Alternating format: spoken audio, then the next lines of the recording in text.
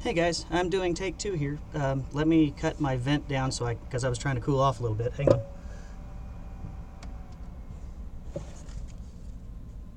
Okay, now we're pretty well isolated. And I just wanted to pass on some stuff that I've learned in building this little booth, and I do mean little.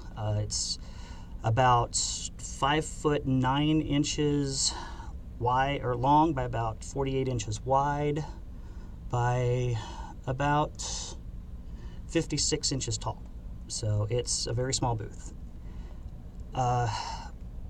First thing that I learned was that with moving blankets, you don't want to get these. Okay, these are the Harbor Freight and Walmart brand, which are very lightweight.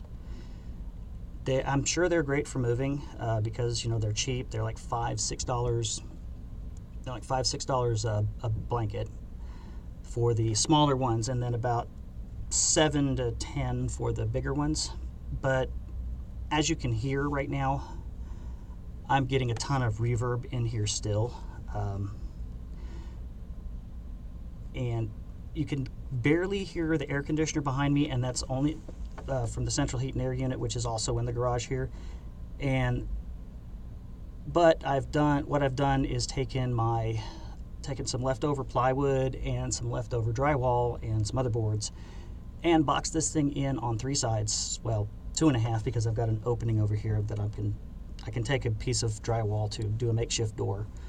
And that helped deaden the sound enough from the fan of the HVAC that I can edit that out on Audacity. So I'm not as concerned with that, but in doing that, now you can hear the reverb in here that these blankets are not really doing much of a job to help fix. And they are hanging loose.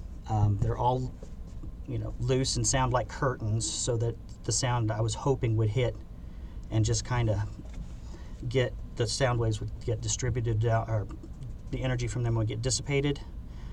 But they're just going right through and through into the walls and then back out. So not a good idea. Now, Uline, I think, is one. There's a couple of freight companies that sell decent moving blankets that are going to run you more. Those are the ones I would recommend because they're a thicker material. These are the cloth on this is like paper thin. And then the padding inside of it is polyester, which, is okay. And it does make a thick feeling blanket. It's just that it's not really doing what I was hoping it would do, which is absorb some of the sound, or absorb more of the sound, and absorb some of the reverb. So I do have a plan for a backup. I'm still going to keep this part up. I've got to figure out a ventilation system. That's the other thing that you want to do. Make sure that you come up with some way to ventilate this thing, because it gets hot in here. I'm not kidding.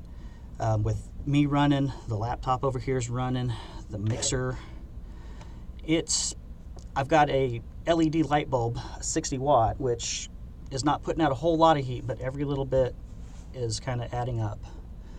And so when I'm not recording, I actually open the side here and have a small fan running.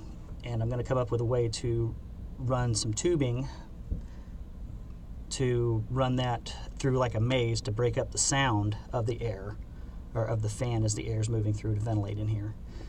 That's next major project. The other one that I'm going to do, which is going to be a hell of a lot cheaper, is take this old copy box. I'm going to put the convoluted mattress foam, the kind that you use, the orthopedic kind. It's about 1.25 inches thick, not hugely thick, but that'll cut out a pretty good bit, probably more than this, and use it to do the box until I can afford to get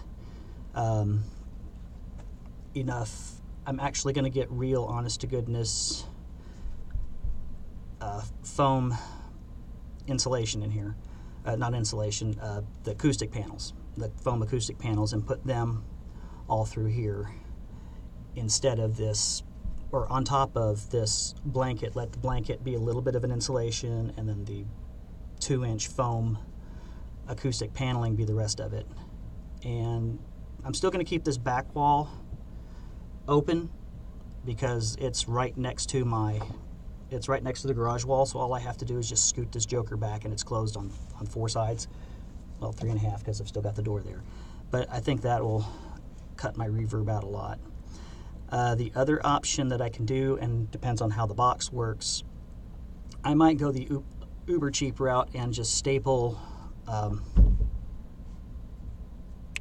the mattress foam up in like queen size sheet, or the queen size mattress sizes, cut the places to fit where it won't go through all the way, and just do that on 3 sides, stitch it to the 4th side here, and stitch it where I want the door here, and I think that will do me better. But anyway, live and learn. We'll probably run on this again.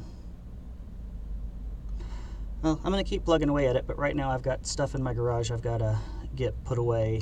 And if anybody is wanting to get into home brewing, I've got a bunch of equipment that I'm not using. If you're interested, hit me up on Facebook, and I might be able to make you a deal on some of it, because it's still all, in good shape. I've only been using it for a couple of years. All right, well, talk to you guys later. Bye.